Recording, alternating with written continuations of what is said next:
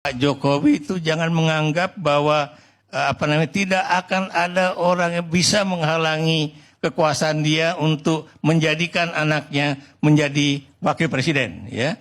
Kenapa demikian, ya? Karena biar bagaimanapun yang namanya manusia Indonesia yang jumlahnya 270 juta itu bukanlah robot-robot yang bisa disetel untuk kemudian mengikuti apa yang dimaui oleh seorang presiden yang dulunya adalah kita. Buat saya, Jokowi saat ini bukanlah kita. Jokowi saat ini adalah orang yang akan menghancurkan dan membunuh demokrasi di Indonesia. Dan karena itu jangan kaget kalau perlawanan dari kalangan kampus, dari kalangan lembaga penelitian, dari kalangan aliansi perguruan tinggi Muhammadiyah, dari kalangan juga aliansi universitas nasionalis, ya, atau kemudian aliansi kelompok-kelompok dari universitas yang Katolik, ya, itu akan terus berlangsung. Dan walaupun itu masih merupakan kekuatan moral, bukan mustahil ini imbasnya juga akan sangat besar. Dan Anda jangan lupa, ya, Jokowi, saya juga heran kenapa kemudian kebijakan dari aparat negara itu lebih banyak dilakukan di wilayah yang namanya Jawa Tengah, ya. Tindakan polisi kemarin, Kombes loh pangkatnya, bukan main-main, ya, mendatangi rektor-rektor ataupun guru besar di beberapa universitas di Jawa Tengah, itu menunjukkan betapa paniknya, ya, Jokowi dan orang-orang di bawahnya akan apa yang terjadi pada pemilu 14 Februari ini.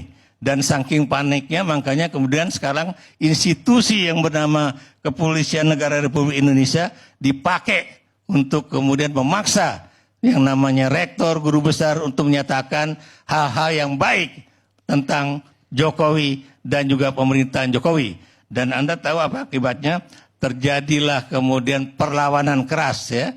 Walaupun memang cuma 2 universitas, ya, yang melakukan itu, tapi Anda jangan lupa itu gaungnya dengan adanya televisi, baik itu televisi yang boleh dikatakan pro 01 ataupun pro 03, bahkan pro 02, itu juga sama-sama menyuarakan bahwa memang terjadi intimidasi kekuasaan terhadap orang-orang yang selama ini kita anggap independen, ya. Dan sekali lagi kalau ingin saya juga katakan, ya, hari ini, ya, BRIN itu dulu ada kumpulan dari lembaga penelitian termasuk LIPI, itu juga melakukan apa yang disebut dengan pernyataan keprihatinan, ya. Dan maaf, saya bukan seperti orang yang membawakan diri, ya, tapi pada bulan Januari 1998 saya termasuk satu dari 19 orang peneliti LIPI yang membuat pernyataan keprihatinan. Saya ngomong terus terang aja, pada saat itu 98 saya baru 7 tahun pulang dari Australia setelah menyelesaikan program doktor. Apakah kemudian saya berkeinginan untuk mendapatkan jabatan? Bukan. Taruhannya itu waktu kalau misalnya Soeharto tetap berada di puncak kekuasaan, itu yang 19 peneliti LIPI itu pasti dipecat, ya. Nggak ada cerita, ya. Dan kalau Anda lihat kesarjanaan mereka siapa aja, ya. Nggak banyak dulu yang sudah doktor, ya. Sebagian besar itu masih sarjana S1. Apa yang ingin saya katakan, mereka juga itu mengorbankan posisi mereka untuk bisa dipecat, ya. Tapi mereka tetap menyuarakan keprihatinan untuk kemudian sebaiknya MPR tidak lagi mengangkat Soeharto sebagai Presiden Republik Indonesia. Dan imbasnya Anda tahu apa?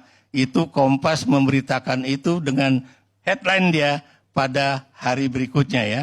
Dan itulah yang kemudian gelombang dari reformasi pada tingkatan akademik itu berlangsung. Dan ini sekarang jauh lebih lebih masif, ya, yang terjadi lebih luas, ya, dan jumlahnya itu juga dari Sabang sampai ke wilayah timur Indonesia, ya. Dan itu menunjukkan betapa baik mereka yang universitas negeri, apakah itu universitas Islam negeri, ataukah itu universitas nasional swasta ataupun Katolik ataupun Kristen ataupun Islam, tidak ada perbedaan suku, tidak ada perbedaan agama di situ, tapi mereka punya satu tujuan, bagaimana demokrasi bisa kita rebut kembali.